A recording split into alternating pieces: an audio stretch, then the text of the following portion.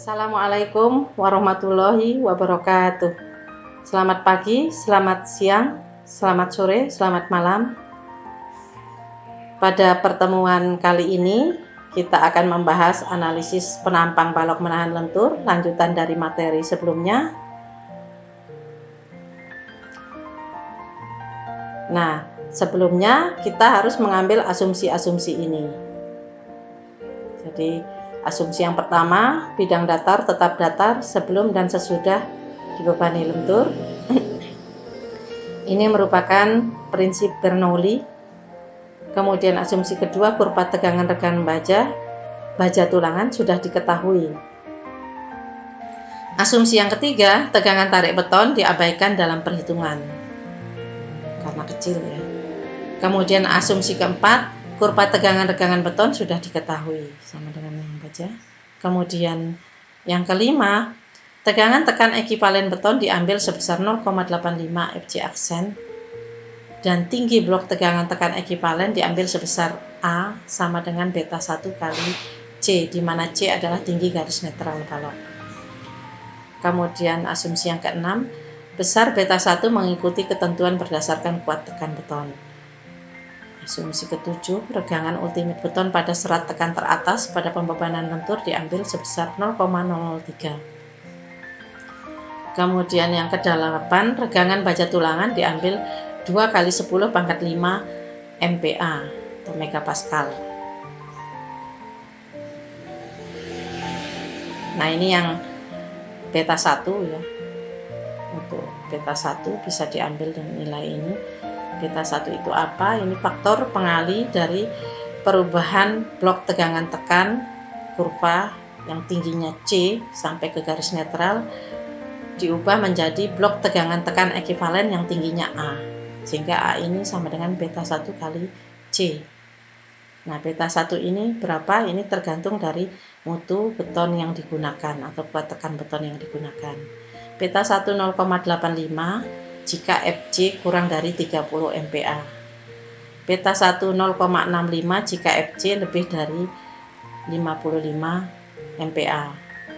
Nah, di antara nilai ini ya, bisa diinterpolasi besarnya antara 0,85 dengan sampai dengan 0,65. Jadi semakin tinggi mutu beton, maka beta 1 direduksi semakin di bawah nilai 0,85 ini sampai dengan 0,65. Nah, ini seperti juga di penjelasan pertemuan sebelumnya.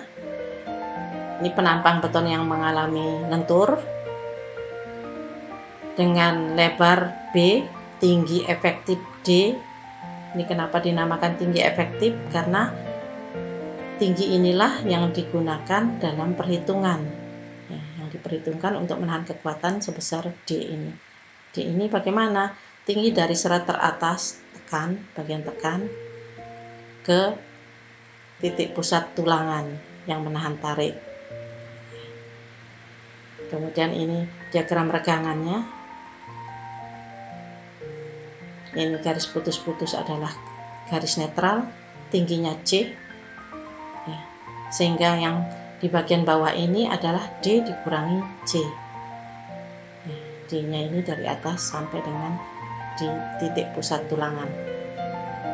Nah, pada kurva diagram tegangan ya, ini bentuknya kurva dan ini akan menyulitkan dalam perhitungan sehingga diekivalenkan. Ini yang mengemukakan dari pertama kali ini Whitney, blok tegangan tekan ekivalen setinggi A. Kalau tadi tingginya C, yang ekivalennya ini tingginya A.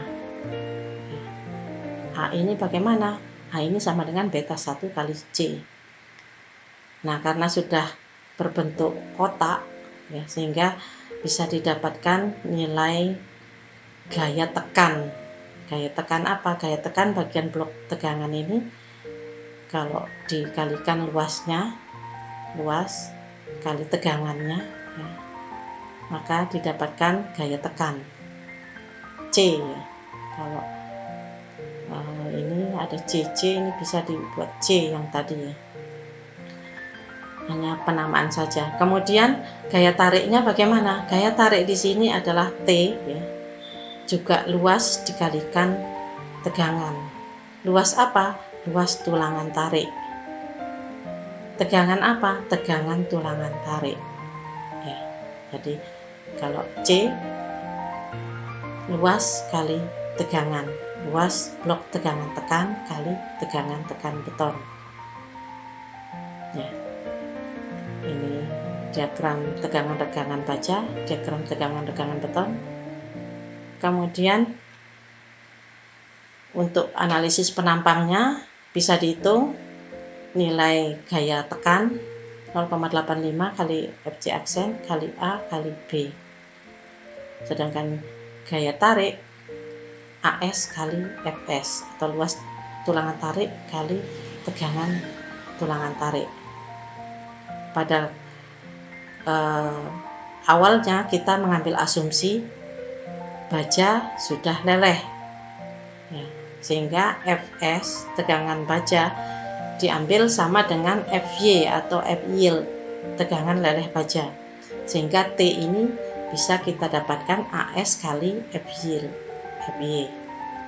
Nah, untuk mencari garis netral kita buat persamaan kesetimbangan ya. C sama dengan T karena memang ini harus seimbang ya.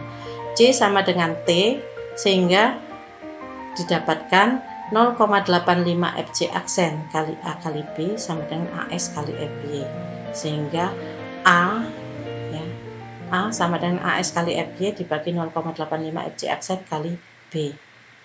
Nah, dari A ini kita dapatkan C, tinggi garis netral, yaitu A dibagi beta 1. Nah, sesudah C didapatkan, berarti kita sudah bisa menggambar regangan, diagram regangannya, sehingga kita bisa membuat perbandingan-perbandingan pada diagram regangan itu karena merupakan segitiga sebangun. Nah, kemudian dicek asumsi yang kita ambil di awal, apakah betul tegangan tulangan tarik baja ya, tulangan tarik itu apakah betul sudah leleh, apakah betul Fs ini sudah mencapai Fy. Itu dilihat dari perbandingan segitiga sebangun ini. Regangan baja diketahui sehingga tegangannya sama dengan regangan kali modulus elastisitas.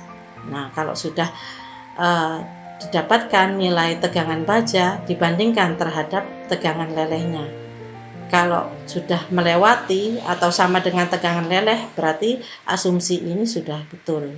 Tetapi kalau tidak, artinya bajanya ternyata tidak leleh, maka harus dikoreksi perhitungan ini. Fy tidak lagi Fy, tetapi Fs sesuai dengan besarnya. Nah, sesudah itu baru dihitung lagi C dan T. Kemudian dari C ini nilai gaya tekan atau nilai gaya tarik, kita bisa menghitung Mn atau momen nominal. Momen nominal adalah gaya kali jarak. Gaya ini kita bisa ambil yang C ataupun yang T sama saja karena ini merupakan gaya yang seimbang ya, yang sama besar. Gaya kali jarak. Jaraknya apa? Jaraknya dengan momennya.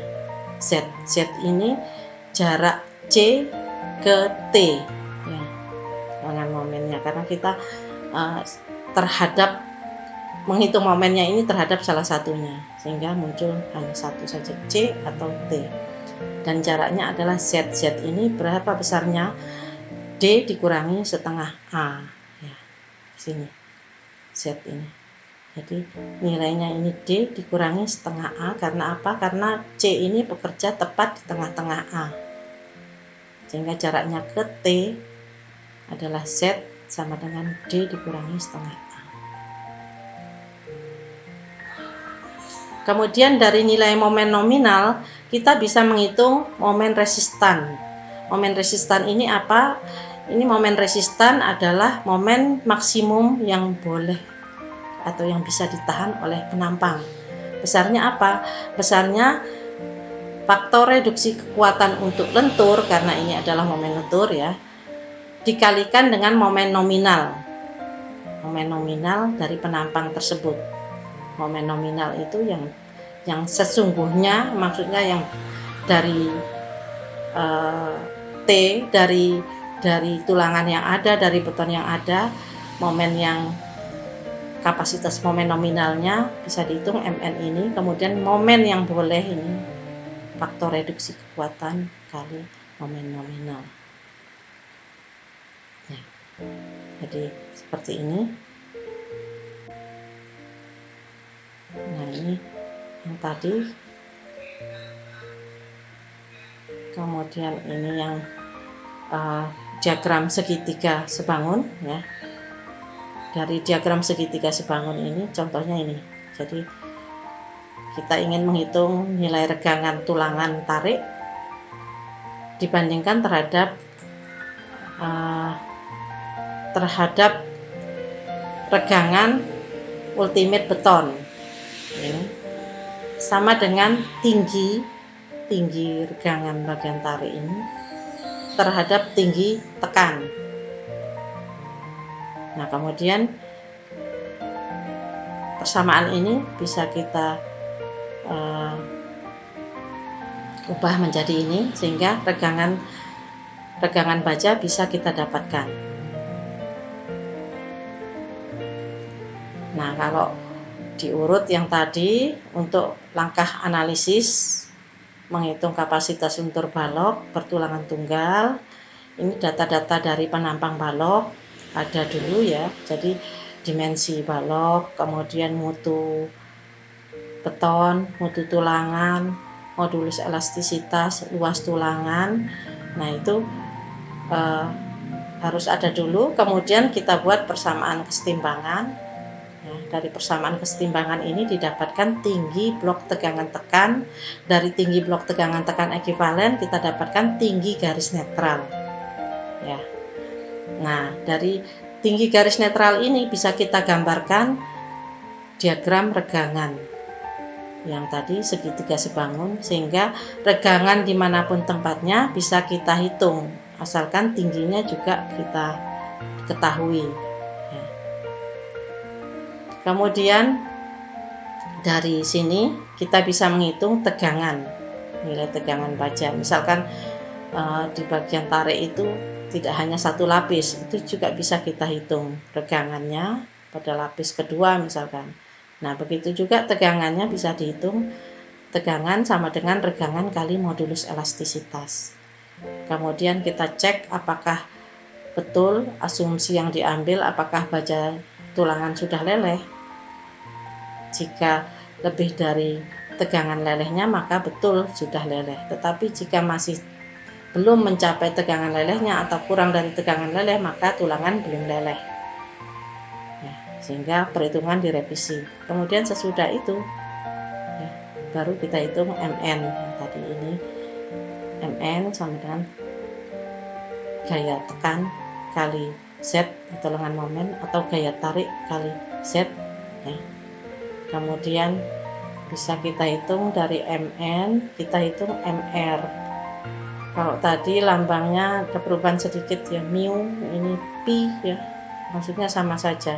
Nah, kalau di SNI sebelumnya 0,8 kali Mn, tetapi SNI yang terbaru ini ada perubahan menjadi 0,9. Nah, sesudah perhitungan MR ini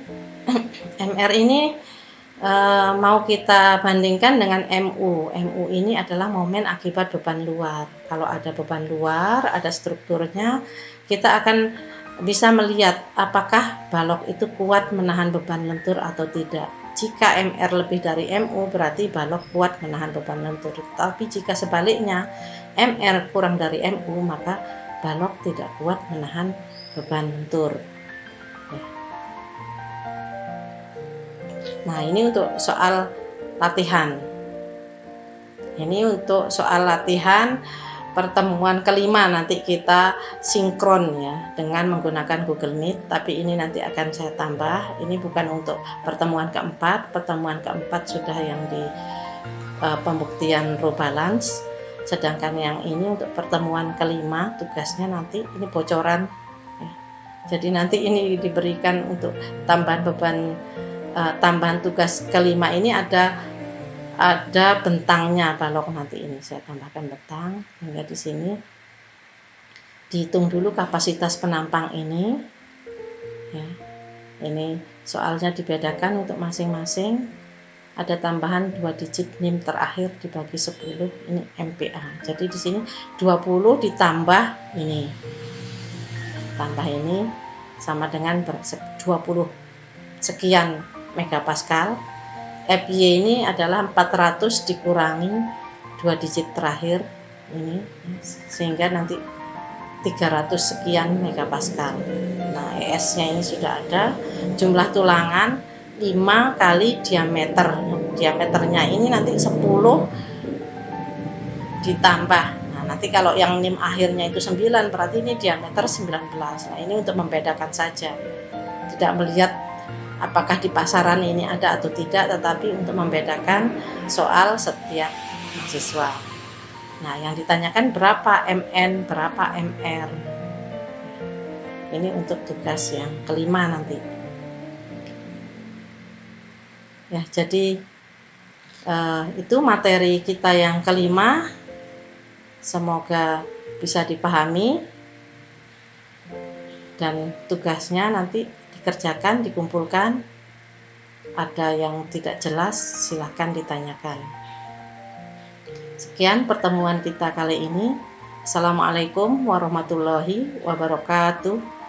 Selamat pagi, selamat siang, selamat sore, selamat malam.